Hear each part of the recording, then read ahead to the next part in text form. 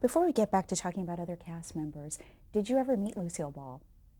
I met her a couple of times, and she's a very authoritative presence. She had what they call the dressing room, but it was a two-story, townhouse right near the front office, where that little park is. And I saw her coming out of there and walking to the front building. And on another occasion, I saw her walking down the corridor in the front building. I haven't had a conversation with her. I did not have a conversation with her, but she's there as the boss, and she walks like the boss. Did you ever know what her feelings were about the show? How she felt about Star Trek?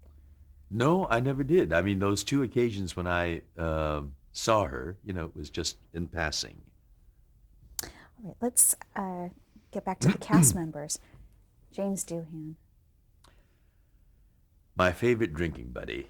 Is a great guy that you just sit down and let your hair down with, and he also is good at introducing you to some wonderful libations. After a convention or flying back or flying to, he would give you pointers, and we'd get together and have a drink. He was a good friend.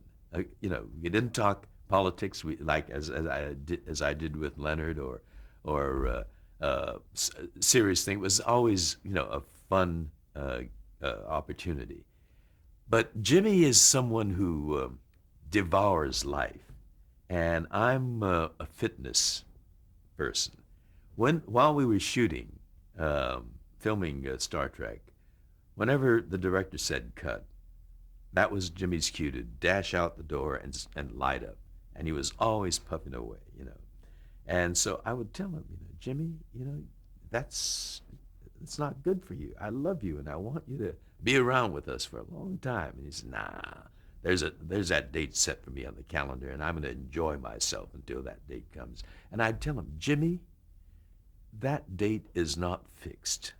That date is movable. It can be pushed back, or it can move forward. Please quit that. He says, Nah, I'm going to enjoy myself. But I discovered another aspect of Jimmy Doohan. He had a heart attack in the early 80s, and he decided he's going to quit smoking, and he did it cold turkey. Cold turkey. I know so many people who tell me that they've quit smoking many times. But Jimmy, when he quit. And that says something about his tough-mindedness. When he sets his mind to doing something, he does it, come hell or high water. I mean, overnight. And I think that comes from the fact that he has the discipline of and the experience of having been a soldier in World War II. He flew with the Canadian Royal Air Force, and so he has that kind of discipline and determination. And I was impressed. He quit smoking, and then when we'd fly together, he would do a lot of scotches, on the plane, a lot of them. And I would say, you know, you really need to moderate that. He says, nah. But then one day he told me he's quit drinking scotch. And I was impressed. We got on the plane. He ordered vodka on the rocks. But when Jimmy moved away, he about 10 years ago, I think he moved to Redmond, Washington. And so, I hadn't had a chance to have a good drink with him for a long time. Nichelle Nichols. Nichelle I knew from before Star Trek. Um, I did a play called Blackbird. It was a musical play about young students involved in the civil rights movement. And Nichelle came to see the play, and she fell in love with it. And she hung around backstage with us for, after many performances. And she was stunning because this was back in the early 60s when the term afro was not known. And Nichelle had this big, huge, woolly, hat-like hairdo, an afro. She was a pioneer way back then. And when afros became um, de rigueur, then she started, doing other things with her hair. But she was a friend from my Fly Blackbird days. So when she came on board the show, and she did not do the pilot with us. She came on board when we started the series, and it was great to have her on board. And she brought her own special, glamorous magic with her. And Walter Koenig. Walter, as I think I told you, I hated it before I met him. Because all through the first season, I lobbied Gene Roddenberry for more for Sulu to do. And so when the fruit was ripe, I wasn't able to eat it. Walter came from nowhere and took the fruit away from me. And he got all the wonderful roles in scripts like Trouble with Tribbles or Gamesters of Triskelion. They were all my parts. And so I came back from Georgia and the filming of the Green Berets, prepared to despise the guy. But as it turned out, over the course of our work on the series, he's turned out to be probably my best friend from the series, and I have more telephone conversations with him than anybody else. We get together, for dinners, and he throws a great New Year's Day party, not New Year's Eve, but we recuperate from New Year's Eve at Walter's place. Walter's a dear good friend, but I also tell him that I knew your wife before you even met her. His wife, Judy Levitt, was a classmate of mine from UCLA, the Theater Arts Department. So I knew Judy long before Walter ever met her. Let's talk about some specific episodes. Naked Time. My favorite. My favorite. Please describe it. Because up until then, Sulu was chained to that console there. He was always there, taking instructions or giving responses to queries, but you never saw him away from that. And for the first time with that series, he not only got a chance to leave that console, but to show a whole another side of him. And we discovered that in his deep down hidden psyche, he fancies himself a swashbuckler, a D'Artagnan. And that too has an interesting history.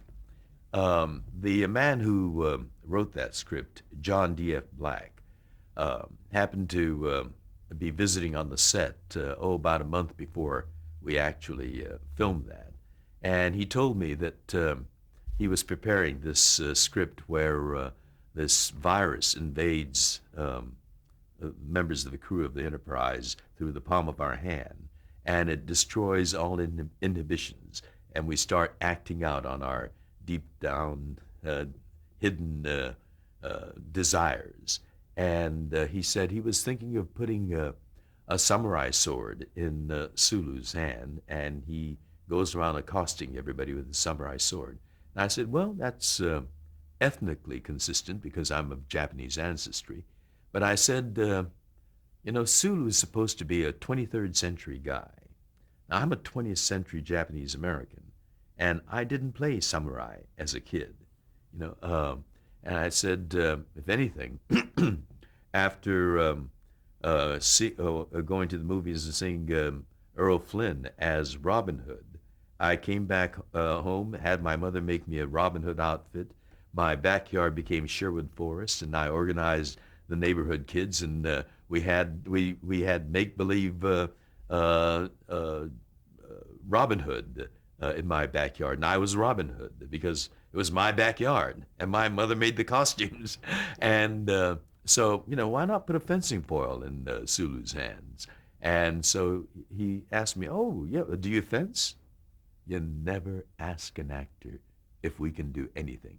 Because if it's related to a part, we are masters at it. I said, oh, it's my favorite sport. I used to fence when I was young. And comforted by that, he went off and developed the fencing for Sulu. That Saturday, I was taking my first formal fencing lesson, and it was Falcon Studios there on Sunset Boulevard. And the man who was my instructor, Mr. Faulkner, I still remember his name, was the man who choreographed the fencing sequences in The Adventures of Robin Hood. And he had doubled for Basil Rathbone in some of the close-up shots. So Star Trek made that great big circle for me. That movie that inspired me, swept me away as a child, was the movie that provided me with my fencing instructor because of Star Trek. Now, were there any casualties while you were practicing on the set? There are a lot of stories that people tell you. They make up stories to kind of gussy it up. But the truth is, no one was injured. I was off in a corner practicing, that was my thing for that particular episode. And so I was out of everybody's way at the far end of the soundstage, behind a flat, practicing my lunges. And Jimmy Doohan, bless his heart, he's got qualities that are absolutely necessary for an actor. One is curiosity. He heard all this, stamping and huffing and puffing and an occasional and so they were shooting over here, and I was over there, practicing. He comes shuffling all the way across a big sound stage out of curiosity to check out what all that sound was and who was making it. The other quality an actor has to have is timing. And he peeks behind the flat just as I'm lunging so that I almost, stab him in the nose. The other quality that an actor has to have is the ability to amplify and exaggerate an emotion. He, his eyes pop open. He puts out a shout. He goes running back across the soundstage and accuses me of having attacked him. Where, in fact, what was really happening was I'm an actor of integrity, preparing for my scene. And it's that busybody who came all the way across the soundstage and put himself in harm's way. And then he accuses me of attacking him. So when you hear from anybody that Jimmy Doohan told them that I attacked him, this is the truth. It was him that put himself in front of my practice. And others have also embellished on that and told their versions. But you got it straight from the horse's mouth. Tomorrow is yesterday. This is one of the more popular episodes, actually, and this is where we see more of Sulu's character development. Now, did you have more of a say-so in developing this, for his love of ancient weapons? Tomorrow is yesterday. Refresh my memory about that episode. It's where they have to travel back in time, and an astronaut comes in and from the 20th century and inadvertently photographs the USS Enterprise, and then they have to, in the time continuum, somehow erase the fact that, you brought an astronaut or not an astronaut. Oh, yeah, right. It vaguely comes to mind. You're asking me about something that happened, almost 4 decades ago. I vaguely remember that episode, but I can't fill in any details. Okay. Then how about Mirror, Mirror? Does that? Oh, yeah, that was a fun episode. We saw, again, another side of Sulu. Doing a science fiction series is something like working in a repertory theater company, because, any other series, you're locked into a character. You're this detective, or you're that cowboy. You play that character over and over again, episode after episode. But with a science fiction series, science fiction things happen to you. Time might get accelerated, or there's a parallel universe, as in the case of Mirror Mirror, and you get to play a character that's your character, but another aspect of your character. And in this one, Sulu, I think, had a scar over it. He was into dueling, and he had gotten scarred up, and he was cutthroat, evil, conniving, ambitious, and rapacious kind of guy. And so, as an actor, you got to, do something different, stretch it a little bit, and that was a lot of fun. Now, were you ever worried about Sulu's fans reacting to Sulu being portrayed as a very type of negative aspect to his character? Is that ever a concern? No, because I think if they liked Sulu, and they know the series, they know that, oh, wow, that's another side of Sulu. And look, he has some lascivious thoughts about Uhura. Well, maybe that is something of the Sulu that we know and love as well, And so, I think the fans enjoyed seeing that kind of dark side of the character. Now, were there any episodes that you felt that did not live up to standard? Some episodes that did not. I'm not a very critical guy, and particularly when it comes to criticizing something that I barely remember. It's difficult to do. I do think that, and it's generally subscribed to, the third season was probably our blandest season. And if you ask me to name episodes, I don't think I can. But my general sense is that the third season was probably the least successful of our 3 seasons. So how did Gene Roddenberry's departure from the show affect the show? Well, I think that's it. He left the show after the second season. He went to MGM to work on a feature film with Rock Hudson. Pretty Girls All in a Row, or Pretty Maids All in a Row was the title. And so we didn't have Gene's guidance, or certainly not his participation. And I think that probably affected the quality of the scripts that we got in the third season.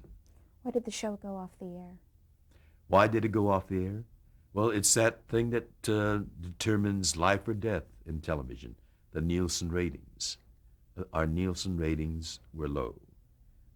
We had very passionately dedicated fans, but apparently they weren't being counted by the Nielsen people.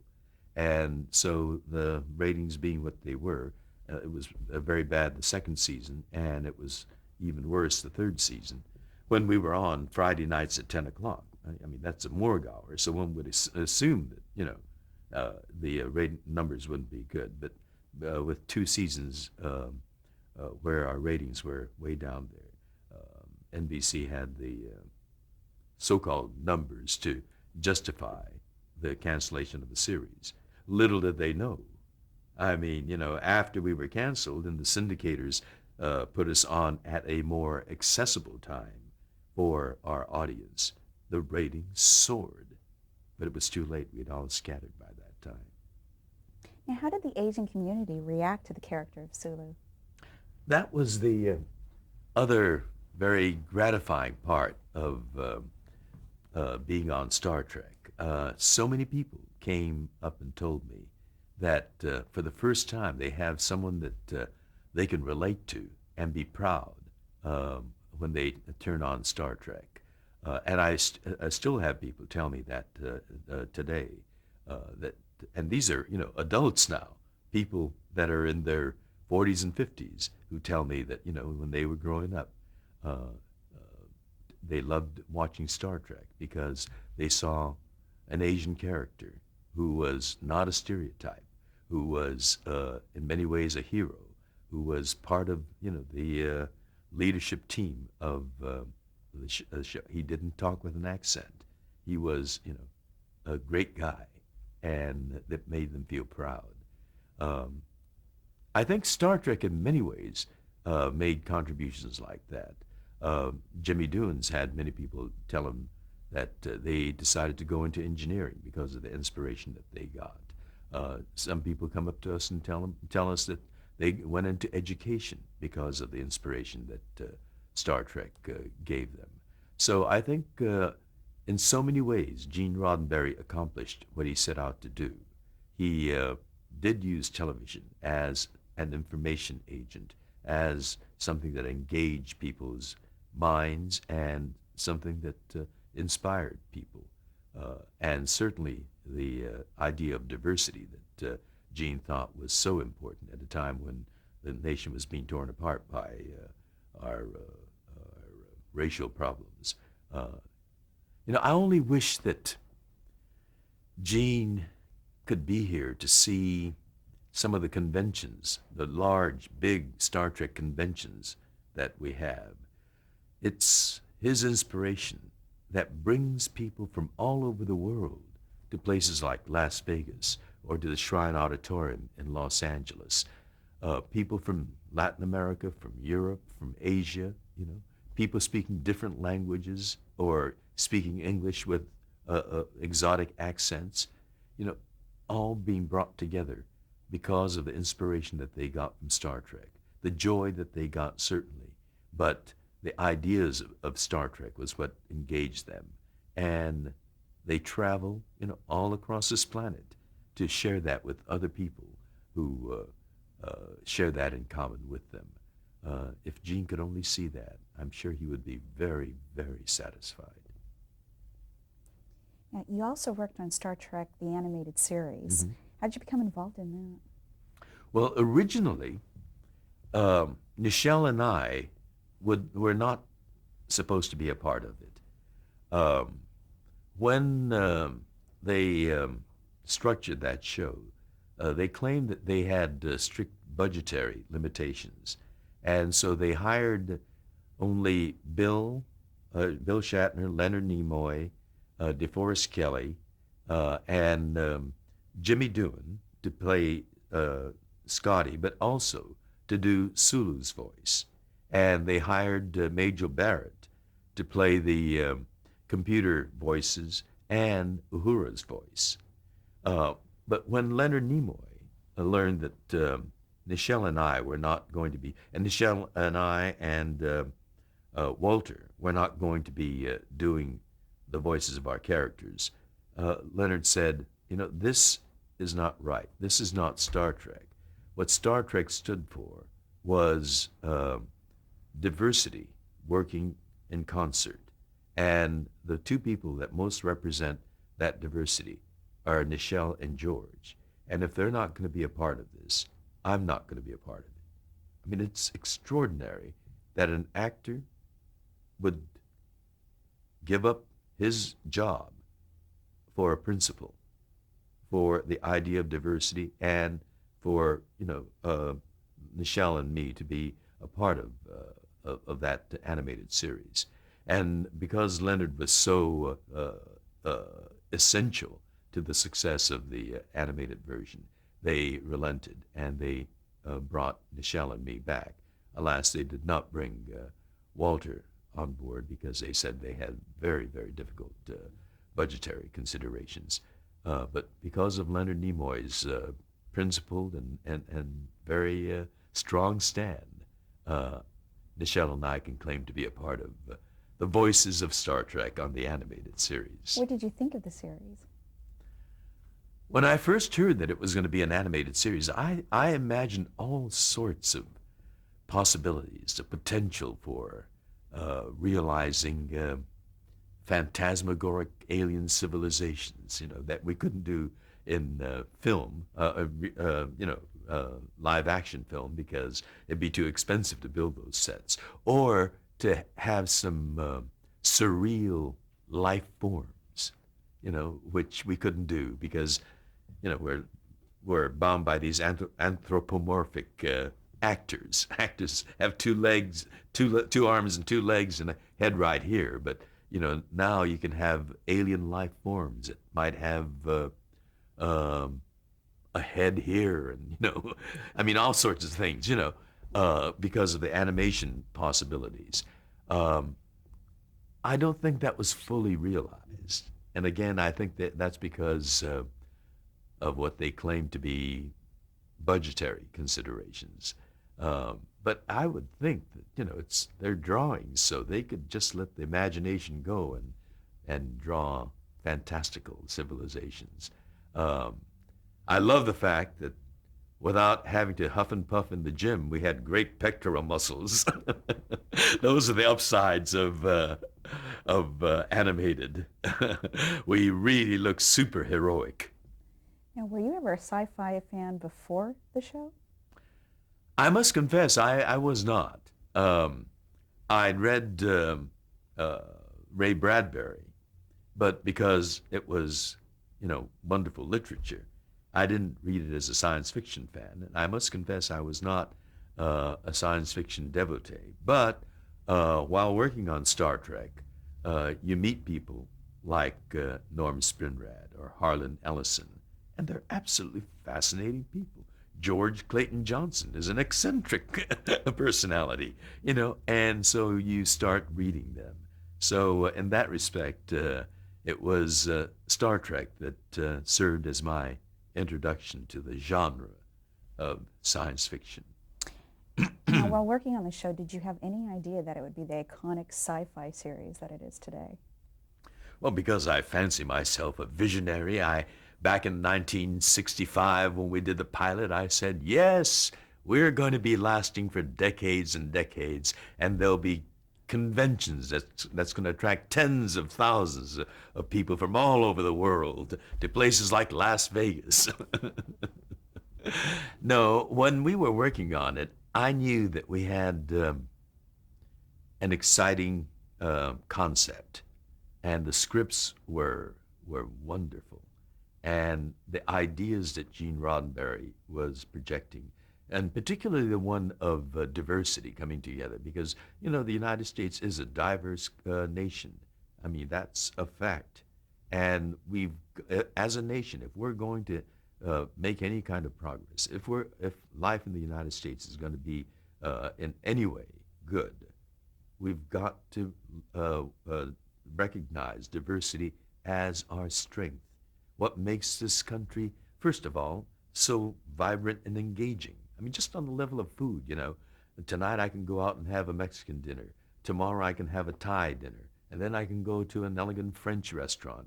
But beyond that, uh, we can tap the vantage point and expertise and the richness of the cultures and bring them all together and build a new American culture. I think that idea is so vitally important to our times today in the early 21st century as it was in the mid 20th century, and I'm proud to be associated with a show that sends that message out. Great. I'm going to change tapes right here.